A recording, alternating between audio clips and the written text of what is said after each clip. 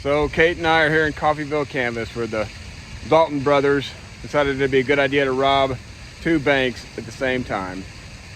This is one, and then the other bank was back in the alley over here in this vacant lot, parking lot. That was the second bank, our First National Bank. That's where it stood.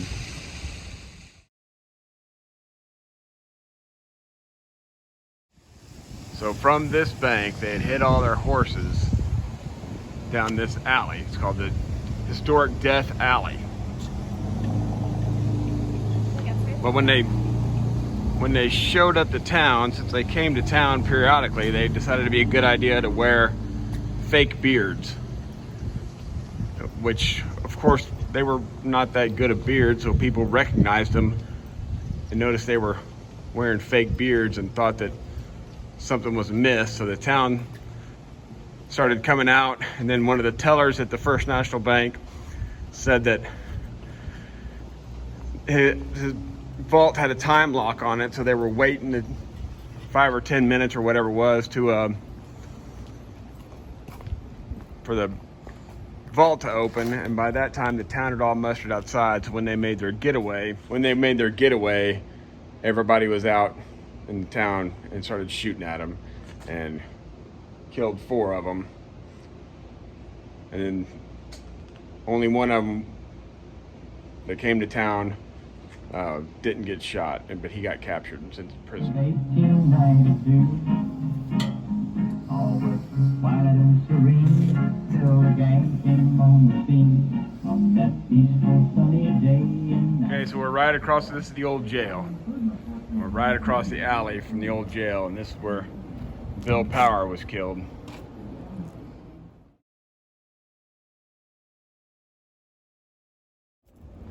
And so then just down the street a little way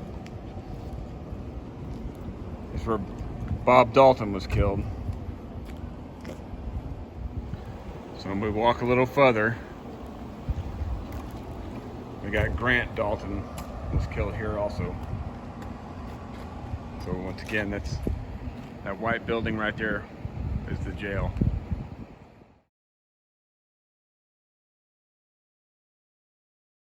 Some put on fake mustaches to help disguise themselves. They did this because they used to live in Coffeyville and were well known by the citizens. Great, Bill, and Dick went towards the Condon Bank. Bob and Emmett, who were walking behind, were headed toward the First National Bank. The bank teller told Grant Dalton that the safe is on a time lock and will not open for another 10 minutes.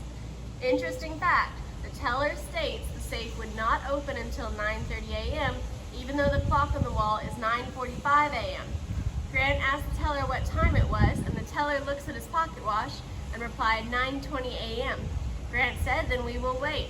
This delay gave the citizens time to arm themselves.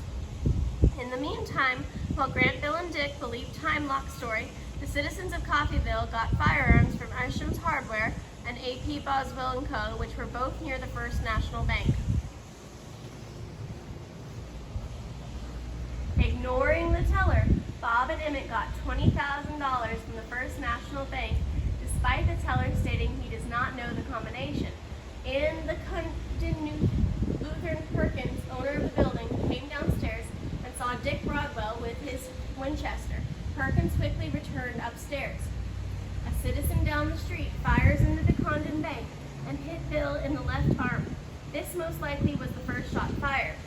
Bob and Emmett soon discovered they couldn't exit out of the front due to armed citizens. Lucius Baldwin armed himself with a pistol at Isham's and headed out the back door. Bob and Emmett headed out the First National back door, only to meet Baldwin. Bob's shot at Baldwin was fatal. This is the first known fatal shot of the Dalton raid. Great, Bill, and Dick left the Condon and ran toward their horses in Death Alley. Bob ran down 8th Street to get to the horses, where he fatally shot George Gubine and Charles Brown. He also wounded Charles Gump and Cashier Ayers. All men were near Isham's Hardware. Some of these shots were 70 yards away.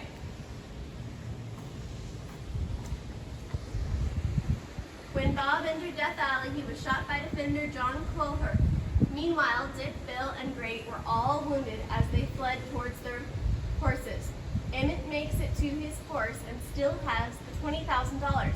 Instead of riding to freedom, he rode back down the alley to try and rescue Bob. Bob tells Emmett, "It is no use. Goodbye, Emmett. Don't surrender. Die game." Harry Seaman steps out behind Emmett and fires both barrels of his shotgun at Emmett, who then fell to the ground. Emmett is the only one to survive the raid, but has 23 slugs pulled from his body. Emmett now lies in Death Alley with his now dead brother Bob.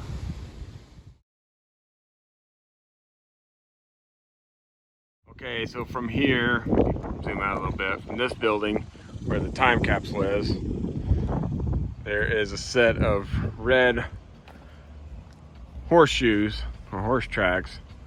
It goes down all the way around to where the banks are, and then all the way down Death Alley to show you where the gang members were killed. And here is in memory of Lucius M. Baldwin, who gave his life at this spot in the Dalton raid, October 5th, 1892.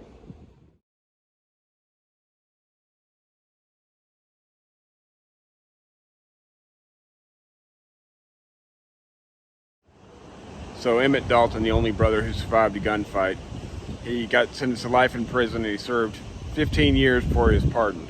After that, he became a consultant for Hollywood on cowboy movies and actually played himself when the Daltons rode picture. And then he ended up his life selling real estate.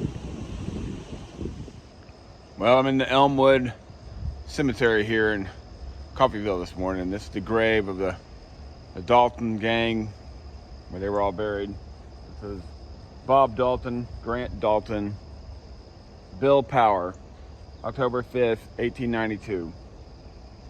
So that bar that's on their grave, that was allegedly the bar they'd all tied their horses to down Death Alley before they were killed.